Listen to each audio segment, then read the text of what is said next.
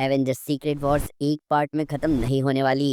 एक एक्समैन अभी से ही अपनी तबाही के गाने गा रहा है एवेंजर्स डूम्सडे में, और रूसो ब्रदर्स डूम्सडे में फैंस को ऑफेंड करने वाले हैं। तो इस हफ्ते की खबरों की शुरुआत हम करना चाहेंगे एक गजब की न्यूज से। तो अब खबरें ऐसी आ रही हैं कि एवेंजर्स सीक्रेट वॉर्स दो पार्ट में बंटने वाली है, यानी कि सीक्रेट वॉर्स अब एक नहीं बल्कि दो पार्ट्स में आएंगी। जी हाँ दोस्तों, और ये खबर कुछ ज्यादा ही सीरियसनेस के साथ सामने आ चुकी है इस बार। तो इस हफ्ते इंडस्ट्री इंसाइडर एलेक्स पेरेज ने अपने Q&A के दौरान ये बात बताई। अब इस मामले में और ज्यादा डिटेल देते हुए एलेक्स ने बताया कि वो खुद भी इस इंसाइडर रिपोर्ट पर ज्यादा विश्वास करना चाहेंगे, क्योंकि ऐसा होने के बहुत ही ज्यादा तगड़े चांसेस अब दिखने लगे हैं। आगे एलेक्स ने बताया कि पिछले कई दिनों से कॉस्मिक सर्कस की टीम बहुत सारी इंसाइडर इन्फो इकट्ठा कर रही थी। अब उसी में कॉस्मिक सर्कस की टीम को पता चला कि एवेंजर सीक्रेट वॉर्स मूवी, जिसकी प्रोडक्शन अब अगले महीने से शुरू होने वाली थी, वो अब एक कंडीशनल स्टार्ट के फेज में जा चुकी है। अब जिन्हें नहीं पता उन्हें मैं बता दूं कि कंडीशनल स्टेट में जाने के बाद मार्वल तब तक लीगली सीक्रेट वॉर्स पर काम नहीं शुरू कर सकता जब तक सीक्रेट वॉर्स के कॉन्ट्रैक्ट्स का एक नए सिरे से वेरिफिकेशन ना हो जाए। अब एलेक्स ने आगे बताया कि आजकल जब भी कोई मूवी इस तरह के कंडीशनल स्टार्ट फेज में गई है,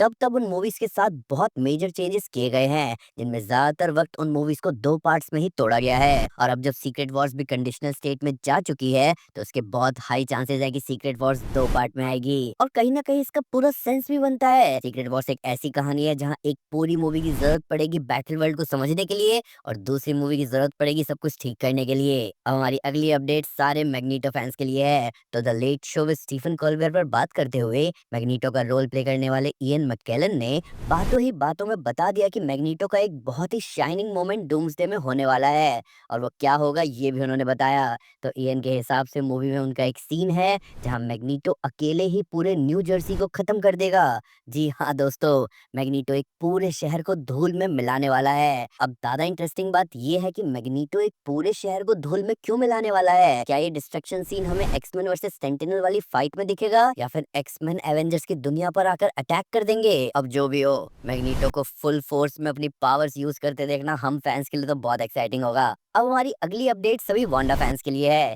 तो अब बहुत ही तगड़ी इंसाइडर रिपोर्ट आ गई है कि वांडा मैक्सिमॉफ यानी कि स्कारलेट विच एवेंजर्स डूम्सडे में होने वाली है। तो ये खबर आई है इंडस्ट्री इंसाइडर एलेक्स पेरेस की तरफ से, जहां उन्होंने बताया कि वांडा मैक्सिमॉफ डूम्सडे में दिखने वाली है। पर इस रूमर रिपोर्ट को बताते हुए एलेक्स का खुद भी ये मानना था कि वांडा मैक्सिमॉफ को इस मौके पर मूवी में शामिल करना बड़ा ही अनएक्सपेक्टेड था।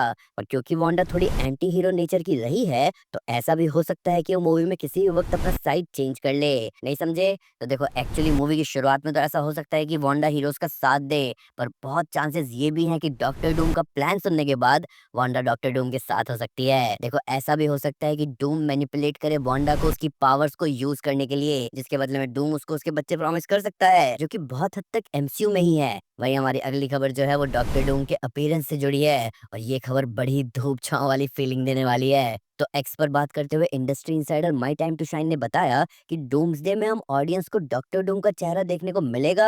अब भले ही इस तरह के सीन्स कम होंगे, पर उसका चेहरा हम ऑडियंस को ही देखने को मिलेगा। तो एवेंजर्स में से कोई भी ये नहीं जान पाएगा कि ये डॉक्टर डूम एक्चुअली में टोनी की शक्ल का है। पर साथ में माई टाइम टू शाइन ने ये भी बताया कि डूम्सडे में डॉक्टर डूम का एक एक्सेंट भी होगा, और वो एक्सेंट टोनी स्टार्क से बिल्कुल अलग होने वाला है। और इस वजह से हमारे हीरोज डूम के एक्सेंट से भी नहीं जज कर पाएंगे कि ये टोनी स्टार्क ही है। जिन लोगों ने कॉमिक्स पढ़ा है उन्हें पता है कि डूम के बात करने का तरीका थोड़ा अलग है। नॉर्मल कैरेक्टर्स जहां डायरेक्ट या एक्टर स्पीच में बात करते हैं, वहीं डूम मोस्टली अपने एक्सेंट के साथ साथ पैसिव वॉइस में बात करता है। और ऐसा होगा भी क्यों नहीं, एक बैडस विलन और बैडस लगता है पैसिव वॉइस के साथ, क्योंकि देखो मल्टीवर्स की बर्बादी एक तरफ और ऑरा फार्मिंग एक तरफ। अब डॉक्टर डूम और आरडीजे की इतनी बातें हो ही रही हैं, तो हमारी अगली अपडेट भी उन्हीं से जुड़ी है, और ये खबर सभी रॉबर्ट डाउनी जूनियर फैंस के लिए खुशखबरी से कम नहीं है। तो इंडस्ट्री इंसाइडर डैनियल रिकमैन के हिसाब से डूम्सडे और सीक्रेट वॉर्स के बाद भी रॉबर्ट डाउनी जूनियर एमसीयू से नहीं जाने वाले।